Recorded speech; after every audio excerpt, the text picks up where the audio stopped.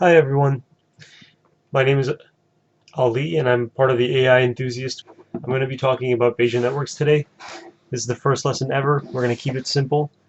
The goal of these exercises is to essentially introduce people to Bayesian networks from a practical perspective and how you code them up and how you, generally speaking, how you do inference and train machine learning algorithms with them. So let's get started. So let's just talk about probability real quick.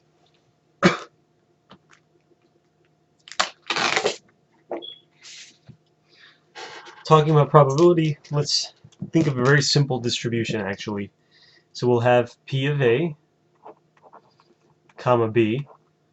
We know that that can be written as P of A times P of B given A.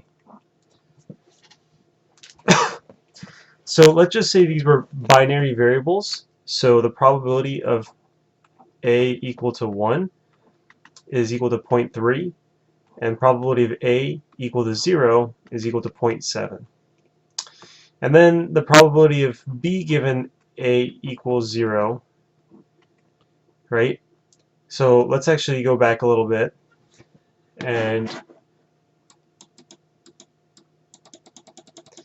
go to B equals 0 given A equals 0.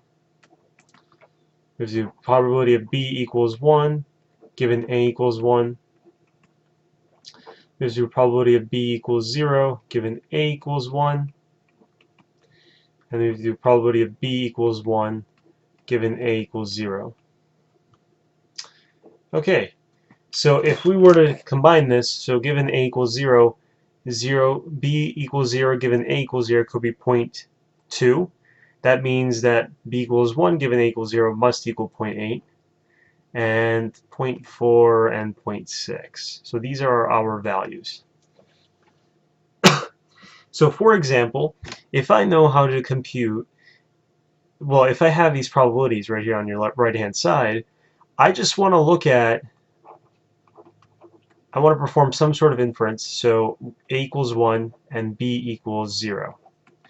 So that, according to our formula up here, is going to be P of A equals 1 times P of B equals 0 given A equals 1.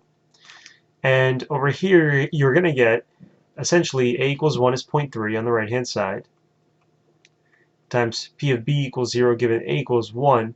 You're looking at 0.6 right here. And so when I multiply this out, I get 0.18.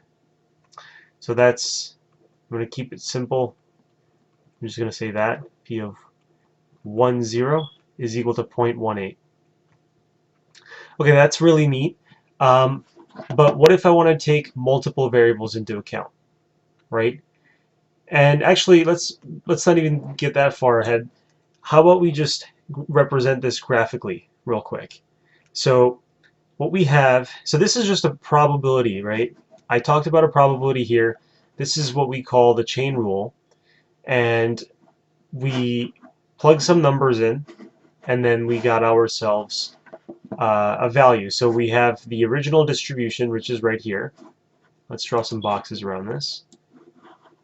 Okay, we have the real probabilities, and then, you know, we went through an example. That's awesome. Let's see if we can represent that graphically.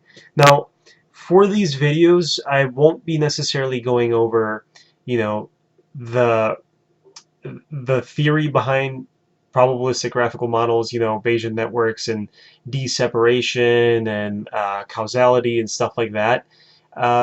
Maybe later, as we get into more advanced topics, we can talk about that.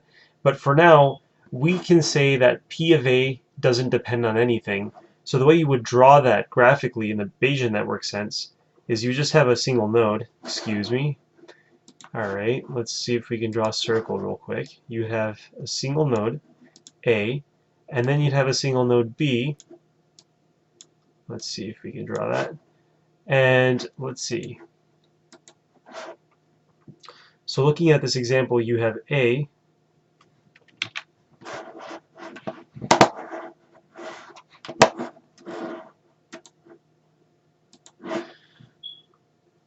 So looking at this example, we have A.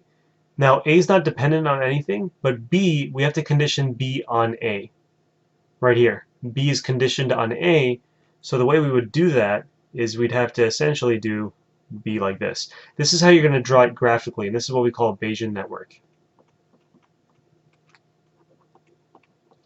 Alright, why do we do it graphically? Well, we can represent graphs in memory, right? We can represent graphs in computers, okay? And, I mean, if you've taken a data structures class, we know how to represent this stuff in graph form. And what that means is we can take probabilities like this, numbers like this, we can store it in a graph structure, and then we can basically compute awesome, we can ask ourselves interesting questions like, hey, what's the probability of A equals 1 and B equals 0? We can compute these values and get as a result. So that's really what a Bayesian network is. Let's see if we can encode them. Well, actually, so that's all for today, folks. We're actually going to get in more detail on how we store these numbers in the Bayesian network for the next video. And we're going to talk about, we're going to find out that there are many ways to store these numbers in a computer. So, and that's really important because what is the most efficient way? And this is going to be a very organic video, right?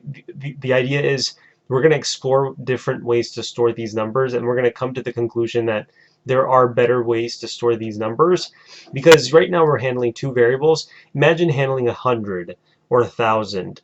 So you need to make sure that your solutions, your probability models, they scale in software. And that's going to come later, but for the next video at least, we're going to talk about how we can store these numbers in the graph structure, and then we'll show the Python code behind it. Thanks so much, guys. Keep interested in AI, and remember, AI is going to be, and remember that AI is just the beginning.